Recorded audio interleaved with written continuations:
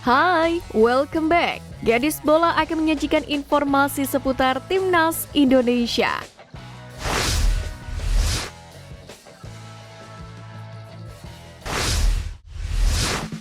Diungkapkan oleh media Korea Selatan Yonhap News, pelatih Timnas Indonesia Sintayong dikabarkan akan pergi ke Malaysia pada tanggal 27 Juni 2024, yakni untuk mengikuti drawing grup putaran ketiga kualifikasi Piala Dunia 2026 zona Asia.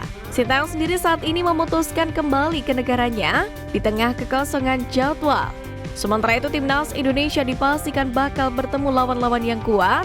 Pasalnya Rafael Strike dan kawan-kawan memulai drawing dari pot terbawah atau pot 6.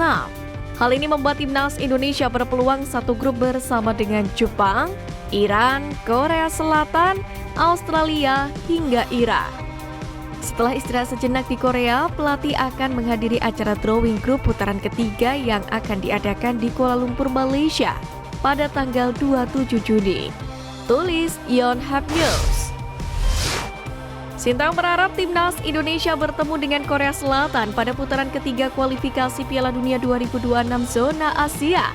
Harapan Sintayong tersebut berpeluang besar terwujud karena Timnas Indonesia dan Korea Selatan memulai drawing grup dari pot yang berbeda, sehingga ada kemungkinan kedua tim menempati satu grup yang sama.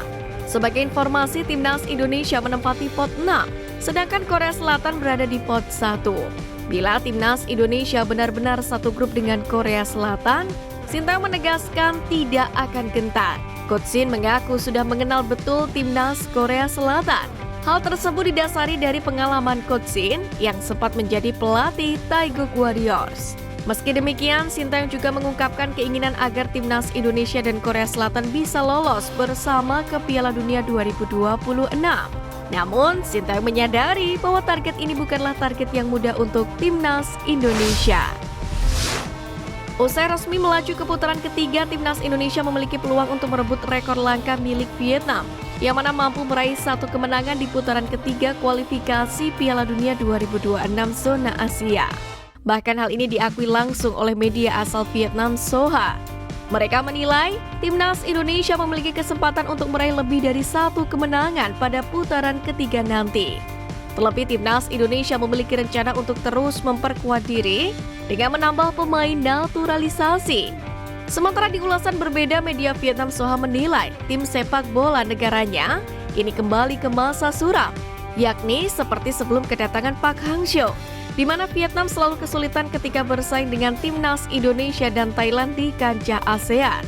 Bahkan Soha yakin Kim Sang-sik masih membutuhkan waktu untuk memperbaikinya.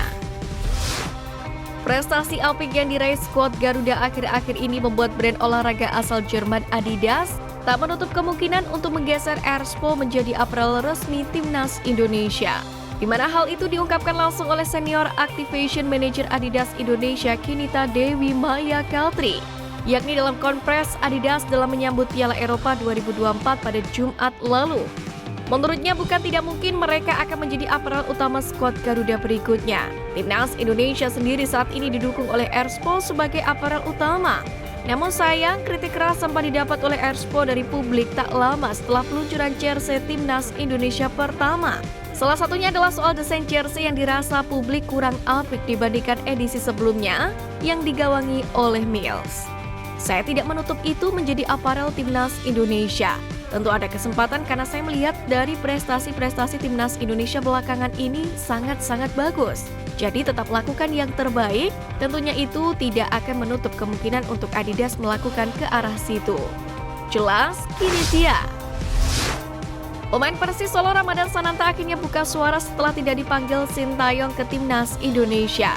Sepak bola berusia 21 tahun ini mengaku sedih dilupakan oleh Sintayong. Memang bisa dibilang untuk pertama kalinya Ramadan Sananta tidak dibawa Sintayong. Di beberapa pertandingan terakhir, Sintayong lebih memilih memasukkan 3 striker murni, yakni Rafael Strike, Ragnar Oratmangun, dan Dimas Drajat. Hal ini pun membuat pemain Persis Solo ini bertekad untuk kembali memperkuat Timnas Indonesia pada putaran ketiga kualifikasi Piala Dunia 2026 zona Asia. Namun tentunya striker berusia 21 tahun ini harus berjuang keras demi kembali mendapatkan kepercayaan dari pelatih Timnas Indonesia Sintayong. Sananta pun memiliki ambisi untuk memberikan performa terbaik sepanjang Liga 1 musim depan dan memperbaiki kekurangannya. Justin Hubner ungkapkan sindiran pedas kepada para pemain diaspora usai membawa timnas Indonesia ke ronde ketiga kualifikasi Piala Dunia 2026 zona Asia. Pernyataan sarkas ini ia lontarkan di akun Instagram pribadinya. Dirinya diduga melontarkan pernyataan tersebut kepada para pemain-pemain keturunan Indonesia yang dulunya menolak, namun kini berbondong-bondong ingin membela skuad Garuda setelah prestasinya melejit.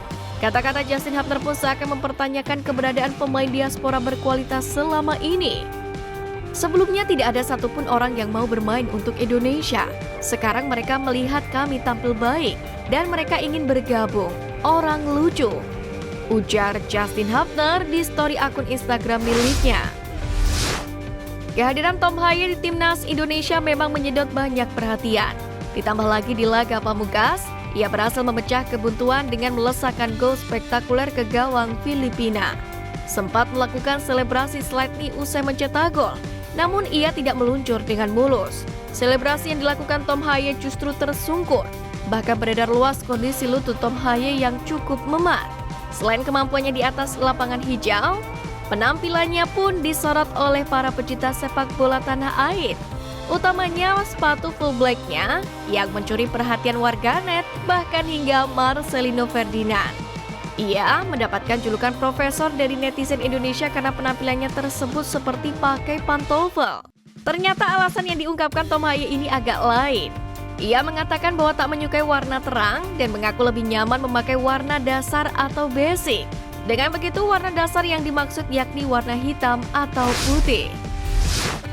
Elkan Bagot menatap tahun terakhir kontrak di Ipswich Town yang akan berlaga di Liga Kejam Premier League. Elkan Bagot sendiri diprediksi merasakan beringasnya Premier League bahkan sebelum kick-off bulan Agustus. Belajar dari tim promosi musim lalu yang tiga-tiganya langsung terdegradasi, Ipswich Town pun harus bergerak cermat di bursa transfer. Gerak cermat dan berani tersebut termasuk membuang pemain yang dinilai minim kontribusi. Dalam hal ini media setempat East Anglian Daily Times memprediksi Elkan Bagot sebagai pemain yang paling mungkin untuk dicoret. Bagot masih berusia 21 tahun, tapi hanya menyisakan 1 tahun kontrak. Dalam situasi tersebut, ia menjadi bek tengah yang paling mungkin tersingkir andai pelatih Kieran McKenna mendatangkan sosok anyar. Jikapun Bagot melewati bursa transfer masih sebagai pemain Ipswich Town, ia hanya akan berstatus bek tengah kelima. Timnas Putri Indonesia mengalami kenaikan 2 peringkat dalam ranking FIFA terbaru yang dirilis 14 Juni 2024. Timnas Putri Indonesia kini menduduki peringkat ke-107 dalam daftar ranking FIFA dengan 1.191 poin, atau naik 11,07 poin dibandingkan sebelumnya. Skuad berjuluk Garuda Pertiwi ini berada di peringkat ke-21 untuk kawasan Asia. Menempati peringkat ke-107 adalah kebangkitan bagi pesepak bola putri Indonesia. Perbaikan peringkat ini tak lepas dari hasil kemenangan yang diraih saat menghadapi Singapura dan juga Bahrain. Namun jika ditarik ke belakang, timnas Indonesia sebenarnya sempat menduduki peringkat ke-58, tepatnya pada Juli 2003. Namun tahun ke tahun berlalu, peringkat Indonesia terus mengalami grafik penurunan. Meski sempat naik turun, namun trennya kebanyakan merosot terlebih sejak 2016.